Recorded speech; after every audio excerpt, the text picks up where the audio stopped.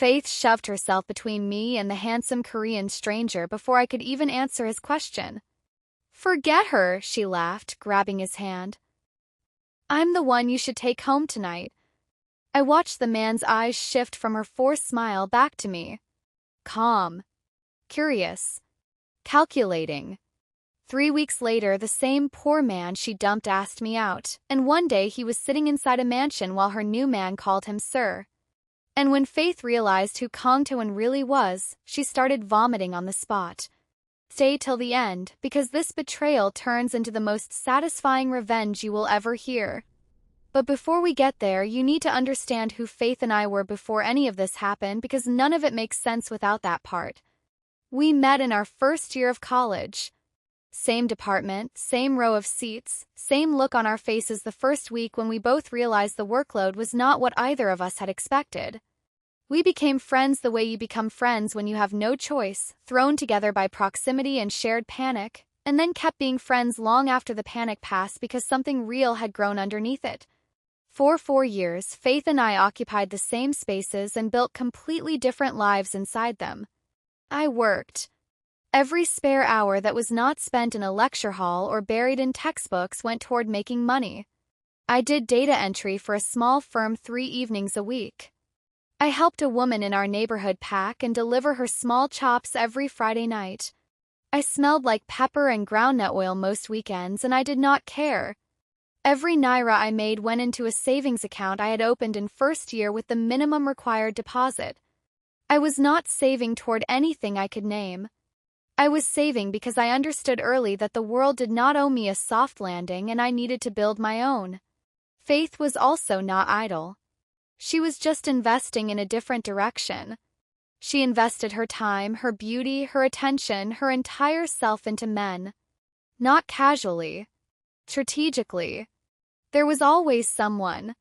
Always a gift, a date, a weekend away. She moved through them the way you move through bus stops, one after another, never staying long enough to be truly known, always watching for the next one that might take her further. I never said anything. She was grown. Her choices were hers. I just watched and kept working. By graduation, I had enough saved to rent a small, self-contained apartment in a decent part of town. 1 room, a compact kitchen, a bathroom with a personality of its own, but it was mine and I had paid for every square meter of it myself. I found a better job within 3 months, showed up on time every day, and started building the kind of quiet life that does not look like much from the outside but feels like everything on the inside. Then Faith called. Her voice was soft and small, the voice she used when she needed something and knew it. She said she just needed a few weeks. Just until she got herself sorted. "Please, Anabel, you know I have nowhere else to go." "I know how that feels," I told myself. I said yes. A few weeks became 2 months. 2 months became 5. 5 was quietly sliding toward a year. She had no job and was not looking for one. She paid no bills. She contributed nothing to the household except the noise of her presence and the occasional cloud of perfume she left behind when she went out to meet whoever she was meeting that week. A rotating door of men, none of them lasting, all of them funding something temporarily before she moved on. I said nothing about any of it. I was barely home. I left early, came back late, cooked when I had energy, slept, and started again. My mother always said you cannot pour from an empty cup, and I was too focused on filling mine to spend energy fighting over things that were not worth it. That was the version of my life on the evening I walked into the supermarket and everything changed. It was a Thursday. I had just finished a long shift and stopped to pick up a few things on the way home. Faith had come along the way she sometimes did when boredom got the better of her, walking beside me with her phone in her hand, half present, her attention split between the aisle and whatever was happening on her screen. Near the entrance, there was a small Korean grocery section that had been added recently. I always slowed down when I passed it. Gochujang paste sitting beside Scotch bonnet peppers. Soy sauce next to palm oil. Kimchi in the refrigerated section right beside the jollof seasoning packets. 2 worlds on the same shelf, not making a fuss about it, just coexisting. I found something quietly beautiful in that. I had been learning Korean on an app for several months, nothing serious at first, just curiosity. Something about the culture had pulled at me for years. The discipline, the food, the way their stories were told with so much weight and so much feeling. So whenever I passed that section, I paused just slightly, the way you pause near something familiar even when you cannot fully explain why it feels that way. I had just reached for a bottle of sesame oil when I heard footsteps coming toward us with intention. I looked up. He was not browsing. He was not wandering. He was walking directly toward us with the kind of calm, unhurried purpose that made you notice him several seconds before he arrived. Tall. Clean. Korean, clear from his features and the faint accent threaded through his English. He was dressed simply, but in the way that expensive dresses simply, where every piece fits exactly right and the simplicity itself is the statement. He looked at us both and said, "Good evening, ladies," in a voice that was measured and warm. Then his eyes moved to me specifically. "Can I get to know your name if you do not mind?" Something in me sat up. Not giddiness. Quieter than that. More like attention. Before I could speak, Faith materialized beside me. She did not step forward so much as insert herself, the way someone places their body between two people to reroute a conversation. Her hand went out toward him, not quite a handshake, more like a presentation. She was smiling the smile she reserved for men she had already decided were hers. "She's Anabel, but I'm Faith," she said, her voice warm and bright and performative all at once. "I hope you will be far more interested in knowing my name and everything about me than her." He looked at her hand. He shook it. Briefly.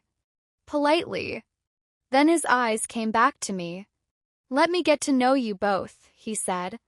"I am Kang Tae-won.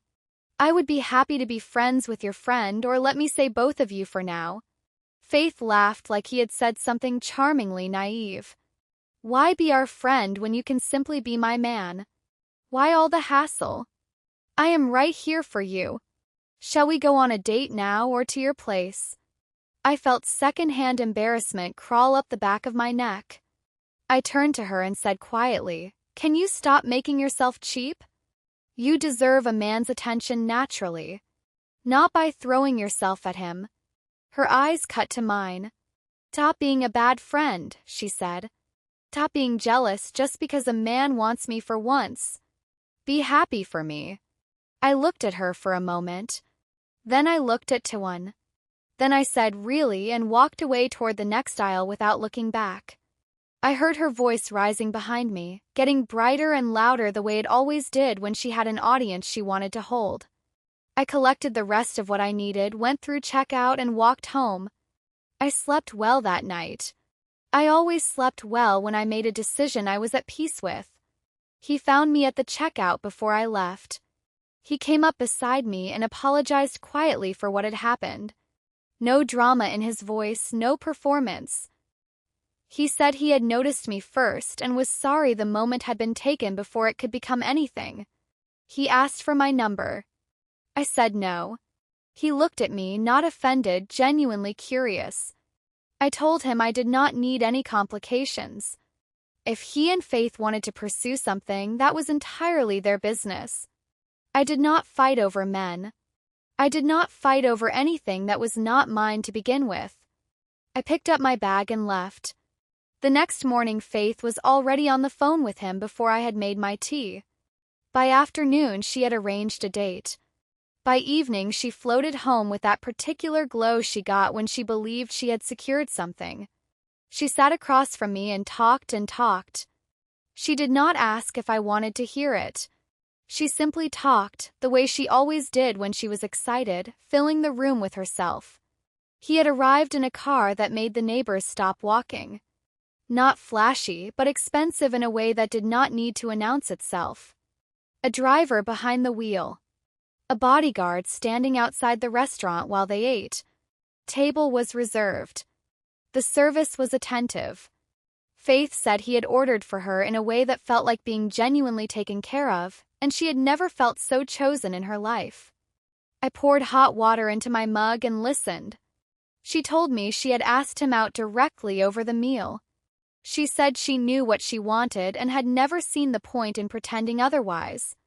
She told him he was obviously her type and she was obviously his. Unlike some people, she added, glancing at me, she had the body to match the energy. Very loaded, front and back. I stirred my tea. He had told her to stop speaking badly about her friend in front of him. That was the only thing he asked. Then he agreed to date her. Faith heard yes and began mentally redecorating his life. Over the following weeks, the living room became a showroom. Bags dropped on the couch. Shoes lined up near the door. Jewelry left on the kitchen counter like afterthoughts. She would hold items up in my direction while I worked at my laptop and say, "This one alone costs more than your monthly salary." She was not entirely wrong and not entirely right. I looked up, said "that is nice," and went back to my screen. On my laptop one of those evenings I had the Korean language app open. I had just saved a new phrase to my favorites. I closed the tab and kept working. If you have ever sat quietly while someone tried to use your piece as evidence of your failure, share this story with someone who needs to hear what happens next. 'Cause what Faith did not see while she was busy performing was that I was still building. And what she did not know about Kang Tae-won could fill a mansion. Which it did. But we are not there yet. The next date she arranged was different from the start. Tae-won arrived in a taxi. His clothes were plain in a way that did not suggest a deliberate choice. Faith noticed the moment he stepped out and filed it away without saying anything. She told herself maybe it was a low-key day. Maybe the driver had somewhere else to be. They ate. She ordered generously. Conversation stayed light and easy. Then the bill came and he slid it across to her. She stared at it. Looked up at him. He waited, his expression giving nothing away. She opened her bag and paid. Almost her entire account balance gone in one evening. Sighed, she asked where the car was. He looked at her calmly and said there was something he had been meaning to tell her, and he thought now was the right time. He told her he did not have a car. Or a house. He was a gateman. A security guard. The car, the bodyguard, the driver, the restaurants, the money he had been spending, all of it belonged to his employer. His boss had returned from a trip and reclaimed everything. The man standing in front of her in plain clothes without a vehicle was the real version. He said he hoped she would stay with him and build something together from here. Faith looked at him the way someone looks at a bank alert they cannot explain. "Hire my foot," she said. "I did not come here to suffer with any man. I am here for enjoyment, full stop. Do not call me. Do not text me. I am blocking you this second. Goodbye, and goodbye to everything attached to you." She turned and started looking for a taxi. A black SUV slowed beside her before she found one. The window came down. A man looked at her and said, "Beautiful lady, are you going my way?" She did not pause. "Your way is my way," she said and climbed in. The SUV pulled away. Tae-won stood on the pavement alone for a moment, then flagged down a cab. Back at the apartment, I noticed he had stopped coming around. Faith had also stopped saying his name, which for her was essentially a burial. A new man had taken the stage. She was out most evenings, and when she was home she was on video calls, her laugh loud and bright and hollow, filling the apartment with sound that had no depth behind it. I kept working. I kept saving. I kept learning Korean phrases in the evenings before I slept. 2 weeks passed. Then on a quiet Wednesday afternoon there was a knock at my door. I opened it and Tae-won was standing there. Not dressed up, not holding anything, not performing anything. Just standing there the way someone stands when they have decided to see something through regardless of how it goes. I told him Faith was not home. He said he knew. He asked if he could have a few minutes with me. I stood in the doorway and looked at him. Something about the way he asked, without pressure, without theater, made me step aside. He sat down and told me everything. All of it from the beginning. Plan mark every detail he had not shared before. He did not position himself as the hero of it. He laid it out plainly and waited. I listened. When he finished, I said, well, a leech and a gold digger paired with a liar. Sounds perfectly matched to me. He almost smiled. Then he said, Anabel, just wait a few more days. You will understand. I said, why should I wait? What does any of this have to do with me? He asked for my number again. I told him I was not interested in further conversation and had work to get back to. He left. He came back the next day. And the day after that. Always around the same time in the early evening, right when I was usually settling in after work. He never knocked aggressively or lingered too long. He just showed up. Saying a little more each time. Explaining himself the way you explain something you know might take time to be believed, in pieces without rushing. On one of those evenings, he told me he had seen me first at the supermarket. That from the moment I reached for that bottle of sesame oil and looked up at him, he had already made a decision. That Faith had inserted herself before he could finish his sentence, and he had gone along with it only because I had already walked away and he needed another way in. I told him that still did not excuse the lying. He said he knew. He apologized without conditions. He said he was not asking me to excuse it, only to let him show me he would not repeat it. I looked at him for a long moment. Then that night I accepted his friend request. We talked for 2 weeks before anything else happened. He sent voice notes sometimes, his English drifting in and out of Korean without him noticing until he caught himself and laughed at his own drift. I had been studying long enough to follow a word here and there. One evening I replied to one of his notes with a Korean phrase I had been practicing. There was a long pause on his end, then a voice note came back of him genuinely laughing, not performing surprise, actually caught off guard. He asked if I had really just said that correctly. I told him I had been learning for months. He sent back a longer note, half laughing, saying something in Korean that my app translated loosely as, "Of course you did, of course." That was the moment something quietly shifted between us. He asked me on a date. A roadside date, he said. Nothing fancy. I want you to try something from my world. He brought tteokbokki packed in a small container, homemade, still warm. We sat on a wooden bench by the side of the road as evening traffic moved around us, and I bit into a Korean rice cake for the first time. The heat arrived about 2 seconds after the first chew, and I grabbed my water bottle so fast he nearly dropped the container from laughing. We talked for 2 hours. His childhood in Seoul. My part-time jobs during school. How he ended up in the country for business 3 years ago and found himself staying longer than he planned. How I ended up in this city and decided that if I was going to build something it would be here with my own hands on my own terms. We laughed at things that were not even particularly funny, the kind of laughing that happens when the energy between two people makes everything feel lighter than it actually is.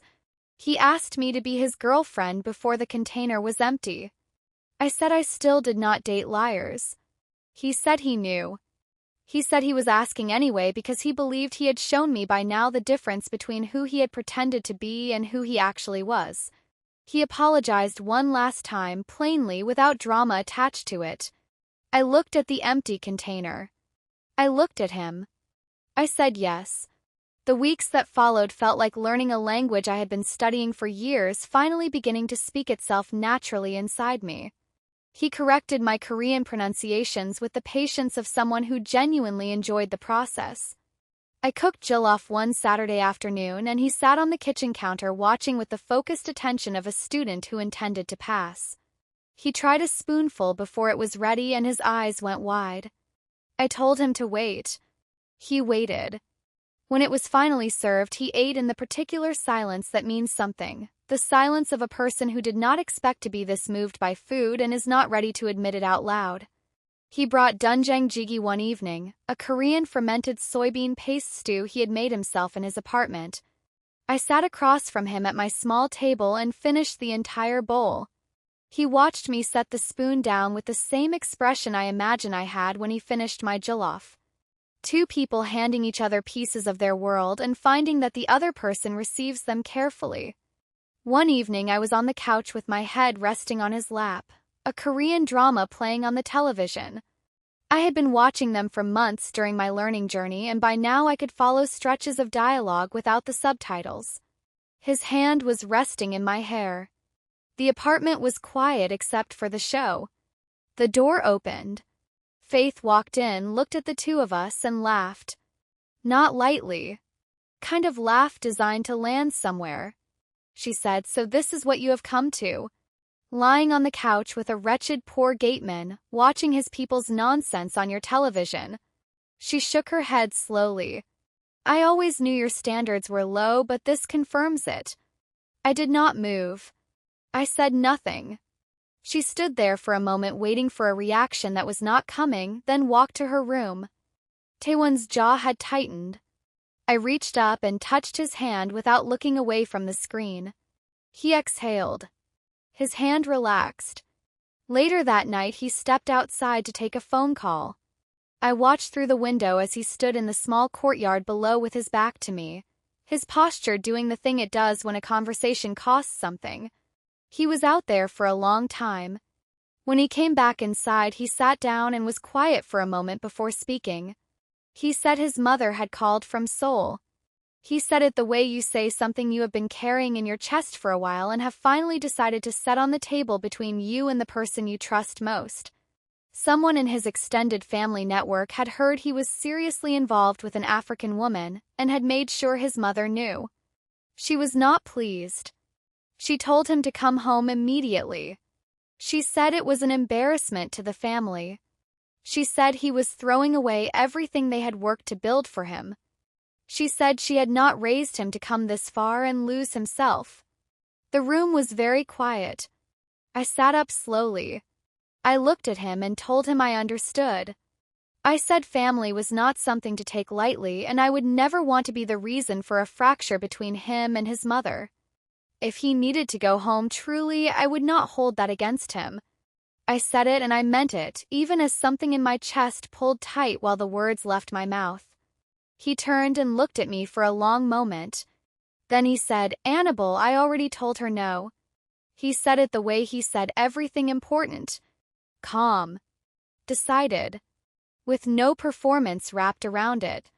He said, "I told her you are the most hard-working, most self-possessed woman I have met since I left Seoul.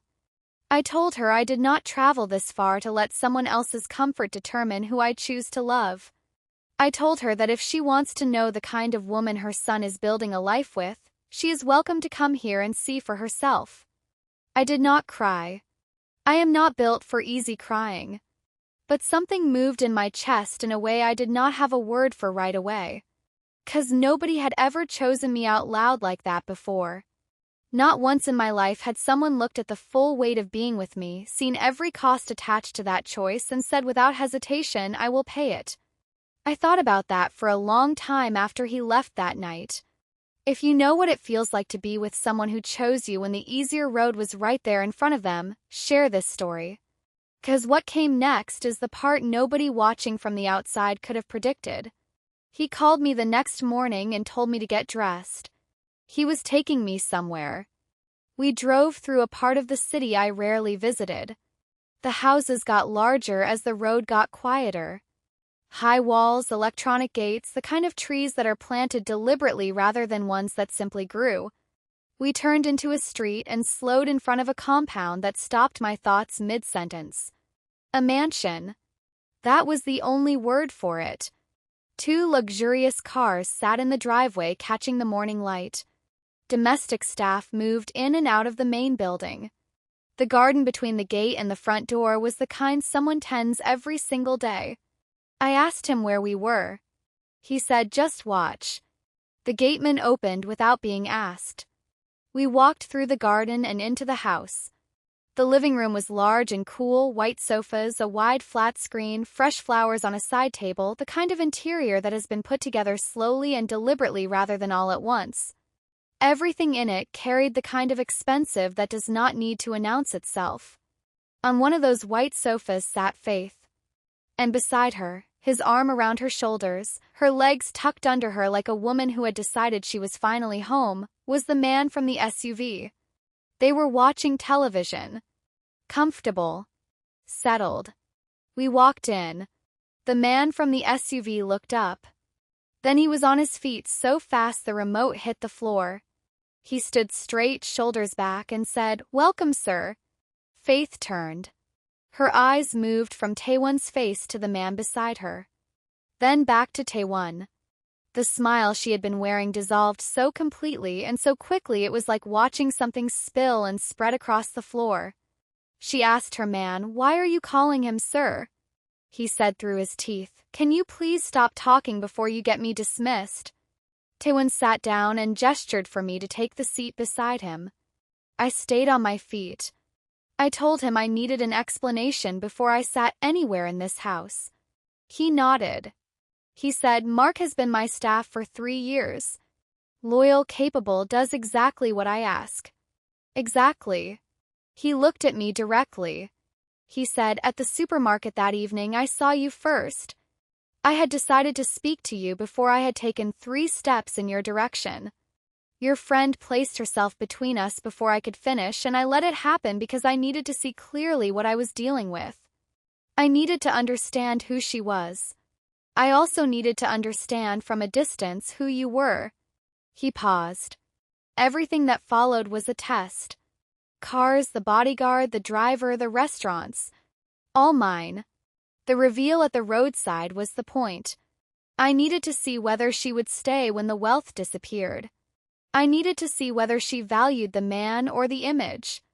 I think we all witnessed the result of that test very clearly. He glanced briefly at Faith, then back at me. "I am a wealthy man," he said. "I built what I have and I will not apologize for it.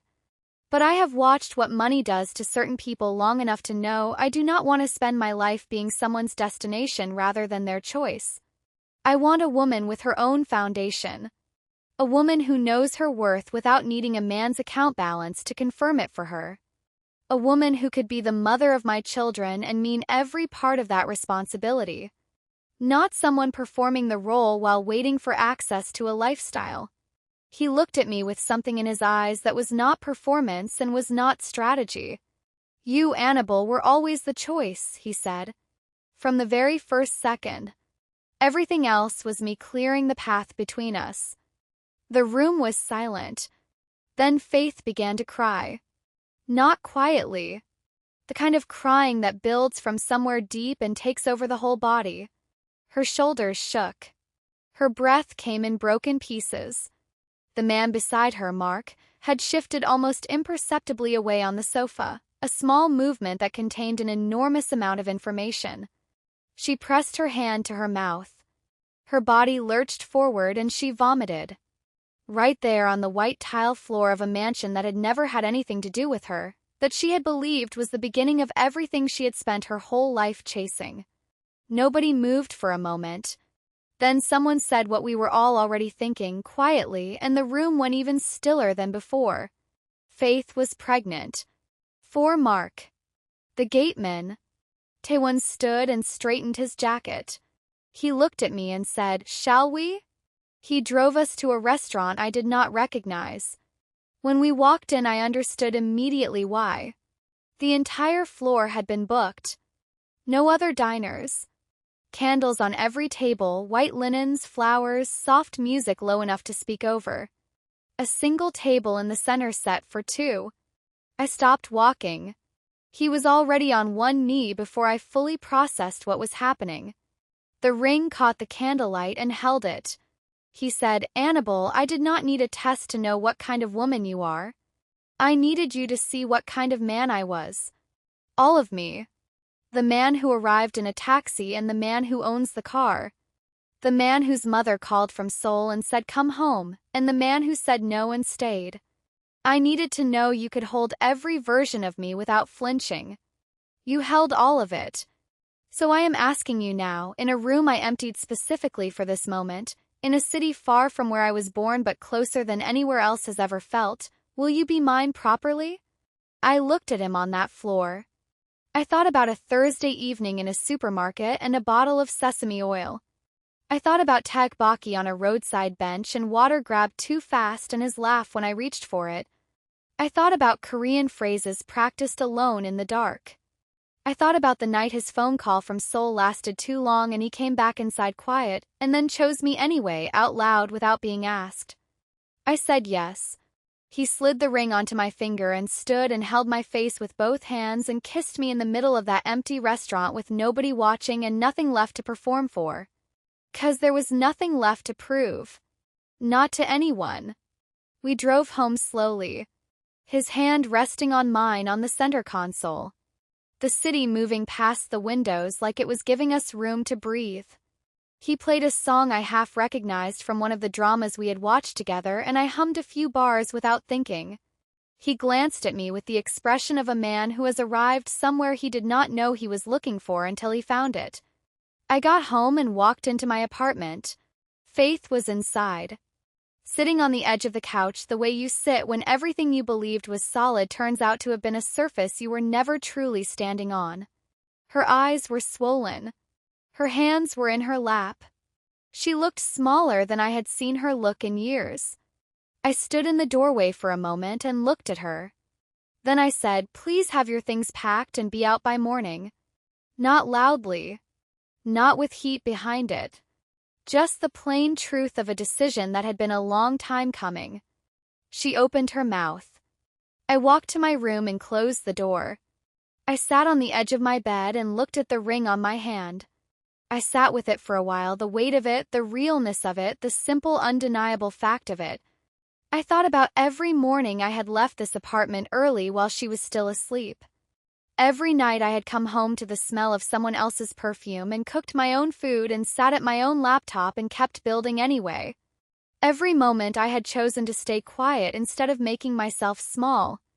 Every time I had refused to abandon my standards just because holding them felt inconvenient or lonely or invisible to everyone watching. I thought about a woman in Seoul who told her son to come home and choose easier, and a man who looked at that choice and said no. I thought about jollof and doenjang jjigae on the same small table. I thought about my mother's voice saying you cannot pour from an empty cup. And sitting there in the quiet of a room that was about to become part of a much larger life, I understood that I had not been waiting all this time.